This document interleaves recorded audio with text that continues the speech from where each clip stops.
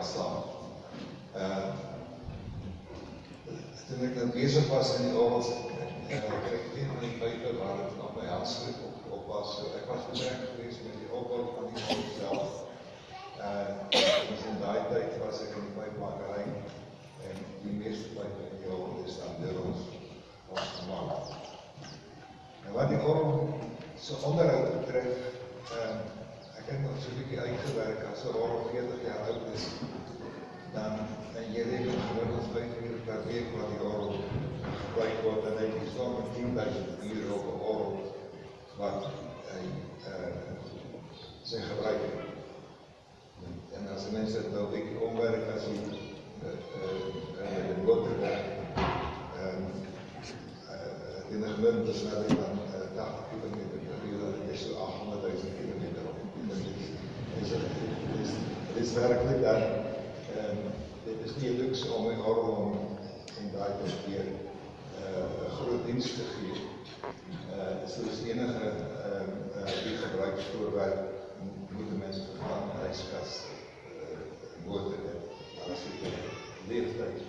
Orgel het ongeluk, het is gelukkig, kan die mens dit wie versien, mens kan het onderhoud en orgel is 40 jaar oud, maar met een goede onderhoud kan die orgel seker nog 40 jaar en daarom nog 40 jaar voortgaan. Wat die uitbreiding betreft, die orgel is natuurlijk in sy geheel skoongemaakt, voorheen was daar bykie min ruimte in die orgel, ons kon gelukkig die orgel met een 40 cm voorgespuit, so alles is nog beter bereikbaar. Daar het een trompet ingekom, ek denk, dit kom van Marikus orgel.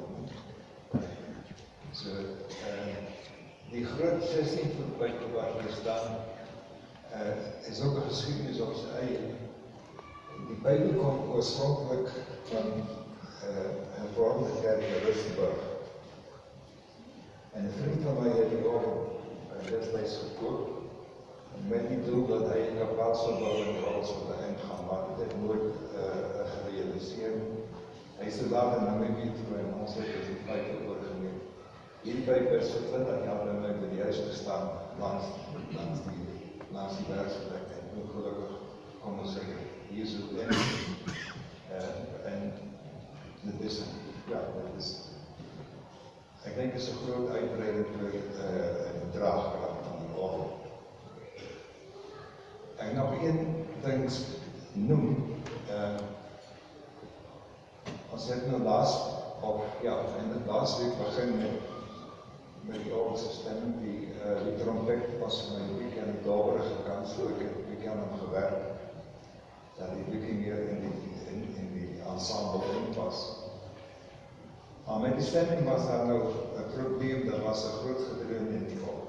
En ek het dit jaar bijgeroep, daar was een dreun wat sy greer in die misdag. En ek het nou begin stem op die groot, dit was nog doen. Maar toen ek nou by die stal kom was in donderdag, was het absoluut onmoontlik. Daar die greer het so geïntegreer met die klank in die stal selfs. So ek was op jou nie, was ek het einde raak. Ek is er later huis toe en sê vir ek gee my nou een kombers en 2 kussings oop. Die kopkussings so as want ek sukkel nou met die orgel, as ons nou nie kan rechtkom, dan kan ons sommer hier so in die kerk by slaap op om alles te doen. Maar in tussentijd is ek het een jong oukie bijgekry, wat ongelooflik toewijding het. Die tyd wat ek nou huis toe was, om nou die kombers en die kopkussings te kry, het hy nou in die motor gaan inklim, het die motor oopgemaak, en laat hy nou in die stukkie plastic uit.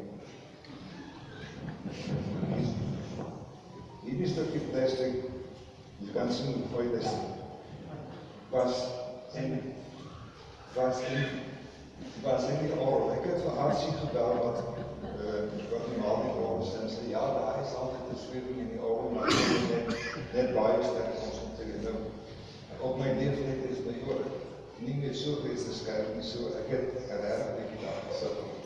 En toen is het uit en die droning is en dan een. Allemaal het ek 'n bietjie tyd gevat en ek sou eintlik nog graag die orgel deur 'n tweede stemming geneem het as gevolg van wat ek goed, maar dit is nog wat gaan doen. So dit is eintlik wat ek